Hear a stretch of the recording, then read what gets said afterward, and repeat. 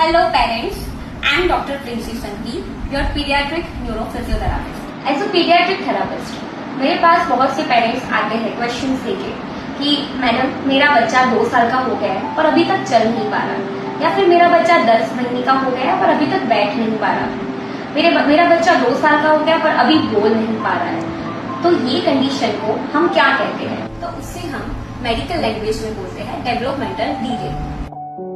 तो आज हम जानते हैं कि डेवलपमेंटल डिले क्या होता है। So in a simple language, developmental delay मतलब जो बच्चा जिस उम्र में जो चीज सीखना चाहिए वो चीज नहीं सीख पा रहा है, या फिर उससे वो चीज सीखने में 6 से 8 महीने ज्यादा लग पा रहे हैं। तो बच्चे का डेवलपमेंट 5 स्पेसिफिक एरियाज में होता है, which is gross motor development, fine motor development, speech and language, social interaction and cognitive development. तो ग्रॉस मोटर डेवलपमेंट जैसे कि बच्चा दौड़ता है, सीढ़ियां चढ़ता है, चलता है, उसे हम बोलते हैं gross motor development. Fine motor development मतलब चीजें पकड़ना, चीजों के साथ खेलना, दोनों हाथ से चीजें पकड़ना, उसे बोलते हैं हम फाइन मोटर डेवलपमेंट, या लिखना।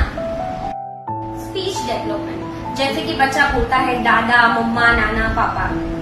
दूसरा होता है सोशल इंटरेक्शन। सोशल इंटरेक्शन मतलब अपने हम उम्र बच्चों के साथ खेलना, उनके साथ बातें करना, या अपने बड़ों के साथ बातें करना। कॉग्निटिव डेवलपमेंट जैसे कि चीजें समझना या नई चीजें सीखना।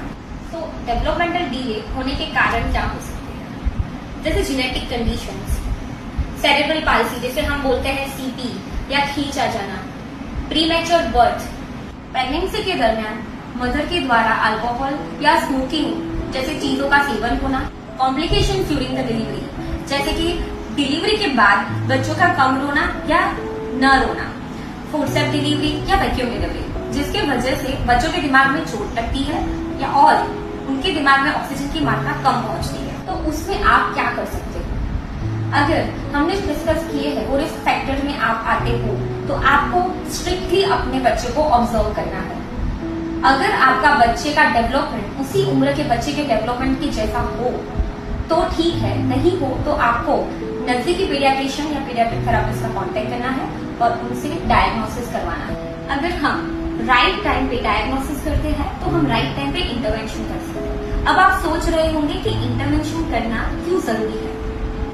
शुरुआत के 3 साल किसी भी बच्चे के डेवलपमेंट के लिए बहुत जरूरी होते हैं। इस 3 साल में बच्चे के ब्रेन का डेवलपमेंट मैक्सिमम होता है, जिसमें processes like neurulation and migration सबसे ज्यादा पीक पे होती है।